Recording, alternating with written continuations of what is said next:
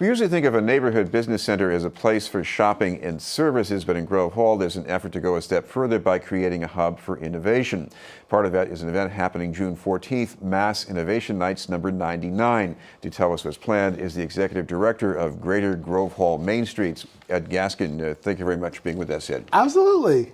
First of all, talk about, I guess, the difference that you've encountered between Grove Hall and some of these, better known innovation zones. I mean, whether we're talking about Cambridge or in South Boston. I mean, what people are missing in Grove Hall, for example. Well, I mean, obviously the Kendall Square area has been a hotbed for many years because you have MIT, you have Harvard, and all the other stuff there. And so more tech type companies, more life science companies have been there for the years.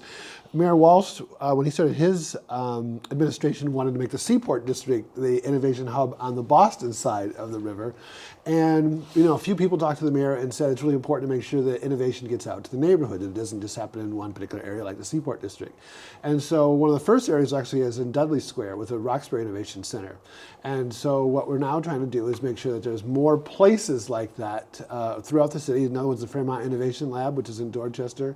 And again, just make sure that more people have access to those resources and that innovation is seen throughout the neighborhood. Well, a lot of us have the habit of thinking of innovation as something that comes with an MIT diploma, but there's nothing wrong with that. No. Since I went to MIT. Right, but on the other hand, there are all the rest of us who are walking around with these gadgets and we're developing a mindset, I guess an innovative mindset. So I guess there's potential everywhere. That's true. So innovation can come from anybody, all walks of life, right? So it could be a person that's making, an artisan that's doing jewelry, right? Or now what happens though is in this new labor, just like the internet has made access to next technology more accessible to people, the same kind of artisan type skills that you might make with jewelry or something like that now is possible for digital fabrication to be able to make prototypes. The same type of skills and techniques that you actually need on the manufacturing side, the traditional manufacturing. And so now they're not as disparate as you might have thought they were in the past. And in fact, I think we even talked to somebody on our show who was doing coiffure, but visiting people doing their hair. That's correct. And using technology. In fact, they'll be one of the people that'll be there on the 14th. Right. Beauty Link. Yeah, explain how that works. Well, I don't want to speak for them because I might not, but I believe that they've done something that's equivalent to like Uber, where you call a cab and you get like a car that shows up to your house. It's the same thing for beauty. So if you want somebody to do your hair, it's sort of this on-demand salon service where they actually come to your house and do your hair. This is BNN News, and we're talking with Ed Gaskin from Greater Grove Hall Main Streets. Ed, tell us what you've got lined up for the Innovation Nights here. So they follow a pretty standard format. So 6 to 7 is typically the networking meeting. You look at the demonstrations. It's almost like going to a high school, college science fair. So the exhibits are there, and you go and you actually look what the innovators are there. What's special about this one is that they're all African or African American. So that we've never done that before. And then at 7 o'clock, they also have a group of experts. And they will take a minute to explain themselves. So again, it's part of the networking event. You would know to go introduce yourself or talk to that person that makes themselves available for the night. Then the people who on the online voting get the most votes get to do like a 5-minute presentation to the entire audience to talk about their company. And then the people who are physically there, they also vote on the exhibits. And then they have like an audience participation. So some of those people who get the most votes tonight will get various prizes depending on whatever the prize of the night is. And of course, the reason to go there is not just to win a prize. You get to meet people. That's correct. Pick some brains. Right. So the thing is that it's sort of the whole entrepreneurial ecosystem is there, right? So there could be people who are investors, angel investors, VCs who are looking to make investments. There could be people who are retailers who are looking for new products for their store. There could be people who are consulting and services. There's going to be kids from Wentworth who have a startup. They'll be presenting that night. So there'll be a lot of different types of people. So we, for instance, as a Grove Hall Main Streets, we just want to make sure that if you're there and you have a business or you're thinking about starting a business, that you get connected to the right people. And most likely, there'll be at least some of those people in the room that night.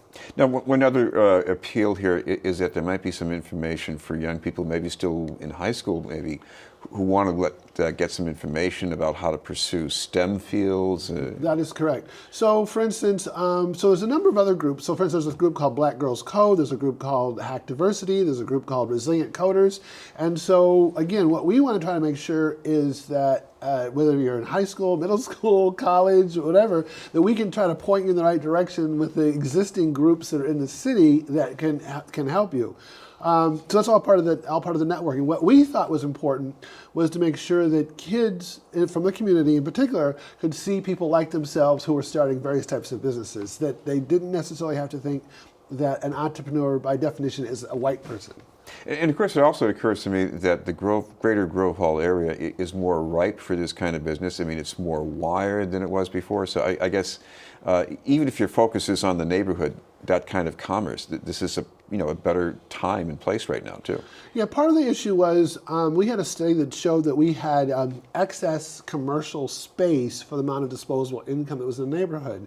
So what were the kinds of businesses and stuff that we could kind of attract besides retail stores? And it also has to do with the fact that retail didn't pay enough necessarily for people to be able to stay in the community. So all the issues around gentrification. So one way around that is to help people either get the skills that they need from technology that would let them earn more than minimum wage to be able to stay in the neighborhood, or the idea that they'd be able to start jobs and create wealth that way, which allows them to stay there.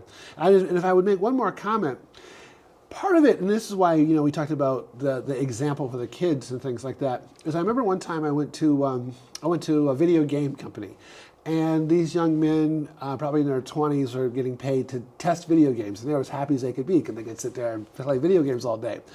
But in their head, I don't think they ever thought to aspire to be the CEO, CXO, CFO of that whole corporation.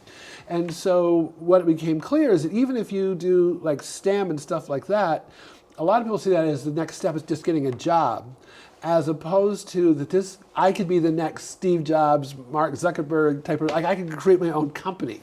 And so that's why we're talking about STEM as a disciplines for getting a job versus having the mindset. So that's why I said the skill set versus mindset. There is a difference. And finally, we should remind people this is going to be happening on June 14th. That's and correct. The time and place exactly? It's at 6 to 8:30 p.m. It's at 575 on Warren Street, and people will remember it. That used to be the old Skycap building. Now it's called the Thelma Burns building. ABC owns that ABCD now. runs it. Yep. Yes, that's right. So that's where it is.